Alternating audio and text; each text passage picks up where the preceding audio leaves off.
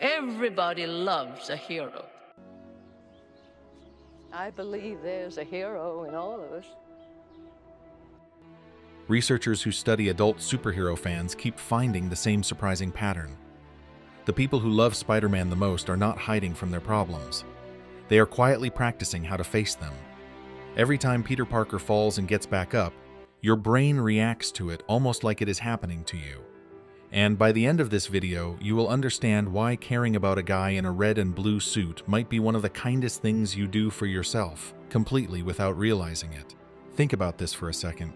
At some point in your life, you probably needed someone steady, someone who would not give up on you, even when everything else felt like it was falling apart. For a lot of us, that someone wore a mask. There is a name for this. Psychologists call it a parasocial bond, a real emotional connection your brain builds with a character it trusts. It sounds technical, but here is the simple part. Your brain does not fully tell the difference between a real friend and a fictional one it loves. Remember, with great power comes great responsibility. So when Peter loses Uncle Ben and hears him say, "With great power comes great responsibility," your brain does not treat that like a line from a movie. It treats it almost like advice from someone who actually cared about you, and that matters more than people give it credit for. Studies on these bonds show they can genuinely lift your self-esteem the same way a real friendship does. So next time someone teases you for loving a superhero, here is what actually happened. You did not pick up a hobby. You found a mentor who never once let you down. There is nothing childish about that. If anything, it is one of the kindest things a tired mind can do for itself. Here is something that takes most people by surprise. Some heroes feel like they are watching us from far away, almost too perfect to relate to. But Spider-Man falls over his own shoelaces on the way to save the day. He is broke. He is late on rent. His heart gets broken. He fails a test the same week he saves a bus full of strangers. And somehow, all of that makes him feel more like a hero, not less. There is a real reason this works on us. Psychologists call it the pratfall effect. People who are talented but occasionally clumsy come across as more likable than people who seem perfect. A hero who stumbles becomes a hero we can actually picture ourselves becoming. That is the secret of Spider-Man. Strong enough to inspire you. Clumsy enough that some quiet part of you starts to believe, maybe I could do that too. It is exactly why one ordinary kid in a homemade costume has stayed close to people's hearts for over 60 years. And maybe that is the kindest thing this character ever taught us.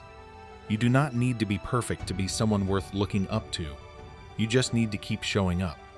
Now here is the part that explains why you feel a little lighter after watching him swing through the city.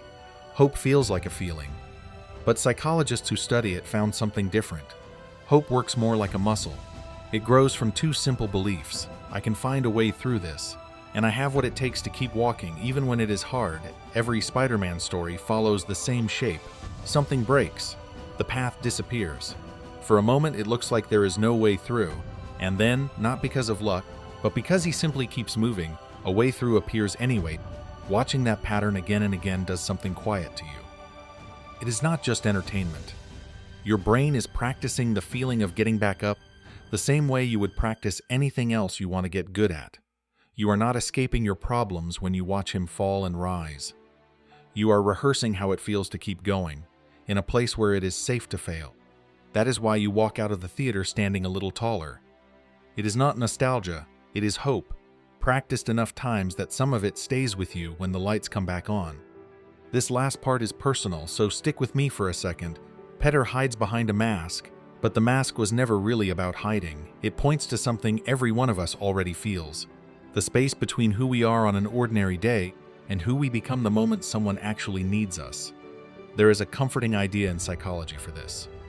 The thought that we all carry a quiet picture, not just of who we are right now, but of who we could still become. A good hero story simply gives that picture a face and a costume. So if you have ever stood a little too long looking at a hero you admired, you were not just enjoying a story. You were looking at a small reflection of your own potential. The tale of an ordinary kid becoming someone extraordinary works on us because some part of you does not experience it as fiction. It experiences it as a rehearsal for the kindest, bravest version of yourself you are still allowed to become. So the next time someone calls superhero fans childish, here is what you actually get to say. You found a mentor who never once let you down. You fell in love with a hero who was built to feel human because that made it easier to believe in your own good days and your own hard ones. You have been quietly practicing hope inside a movie theater, and somewhere in you, there is still a picture of the person you are becoming, and it carries a little of his kindness in it. That is not childish. That might be one of the kindest, smartest things your mind has ever done for you, and it did not cost a thing. So tell me in the comments, no judgment at all, which hero accidentally became the hope you needed. I will see you in the next one.